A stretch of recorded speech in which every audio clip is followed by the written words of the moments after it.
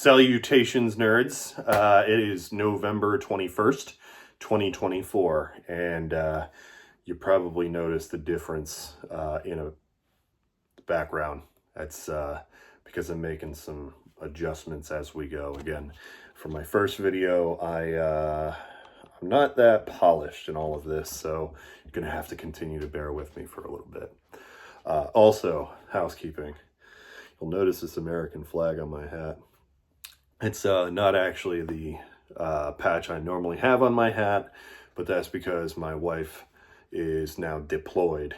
And this came off of her uniform. My original patch came off of my uniform when I was deployed overseas. So I'm wearing this for her until she comes home.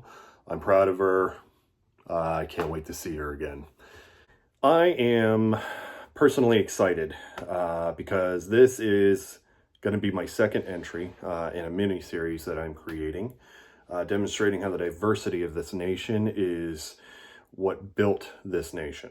And I'm calling the series Black History is American History. It's an important series because I'm going to present how African Americans and Black Americans were just as, if not more influential in the founding of this nation than many of us understand. And the title of this one is called A Poignant Foundation. As I mentioned in the first episode in this mini-series, there's been a fairly heavy lack of appropriate historical education when it comes to this specifically in our schools. So if I can shed even a little bit more light on it, maybe we can possibly grow together just a little bit more.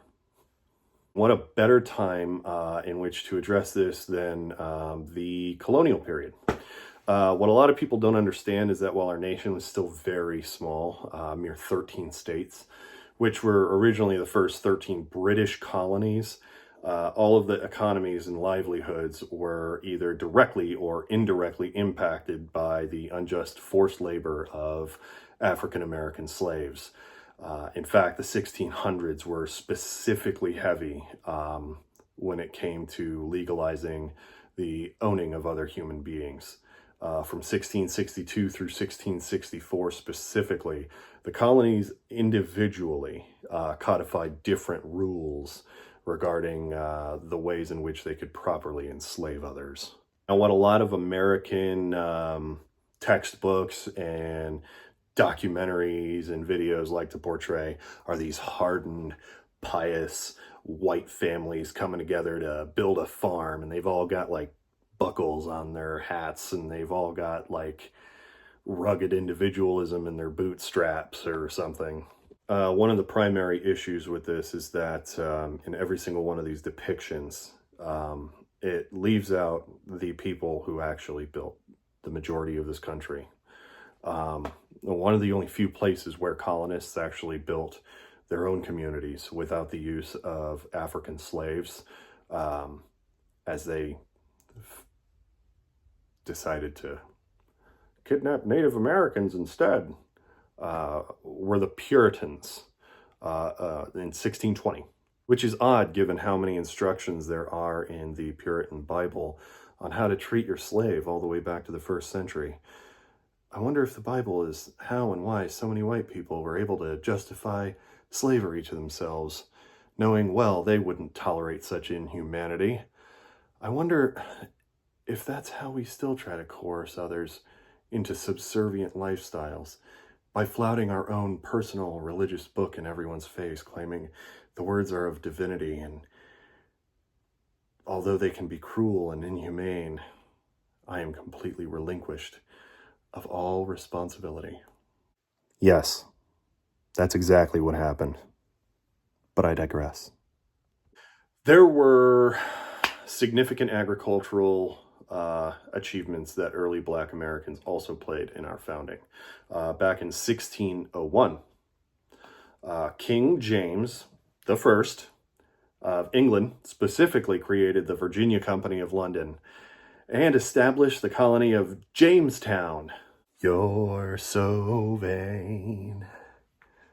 You probably think this town is about you. You're so vain. This is a community that suffered greatly in its early days, and in 1619, chattel slavery reared its ugly head for the first time in the United States, and until 1808, nearly 200 years later, where the United States officially ended the legal import of African slaves, African Americans planted, grew, and harvested much of the food early settlers relied upon, as around a quarter of the population in those times owned slaves. Along with that, they were the shepherds of the most economically important crop to America in that time, tobacco, a commodity that we held so dear that exporting its seeds was a punishable offense. But the very construction of major American landmarks that we know today, from the White House to the U.S. Capitol building to George Washington's personal residence to the property of James Madison, all of these projects would not have been possible without the construction workers who toiled at the designs. Not to mention, they were paramount in the construction of military installments such as the Castillo de San Marcos in St. Augustine, Florida, and the bricklaying of Fort Sumter in Charleston, South Kakalaki. They also dug the quarries from which to gain the stones necessary and transported them back for these new nationally hallowed grounds.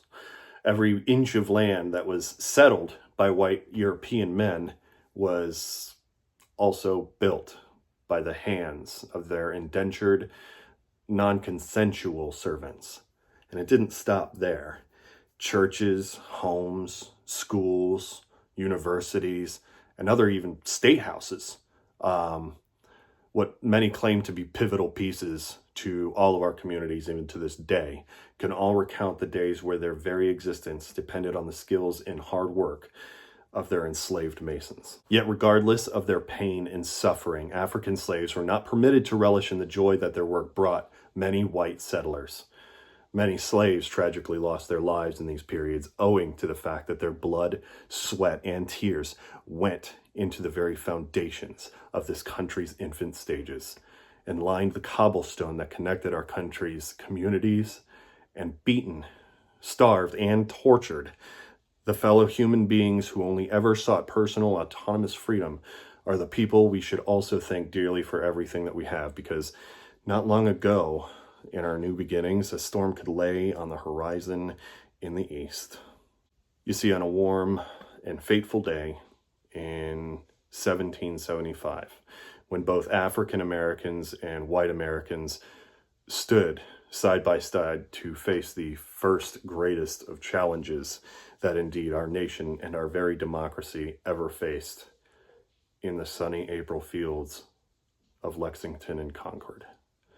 No longer were the bounds of slavery the reason to turn away from a fellow man, and it was here, for the first time of many, color of skin did not navigate them in a face of war that was upon them against the greatest military the world had ever known. And the fight for all of our freedom was now at hand, and we needed to draw arms together against a common foe. Thanks for hanging in there, and in the next installment, I'm going to go over the gallantry and honor of the brave Black Americans who helped rip democracy from the jaws of authoritarianism and usher in a new world for all peoples. So get your pens and paper ready, because now I'm about to start dropping names. Until next time, stay decent, nerds.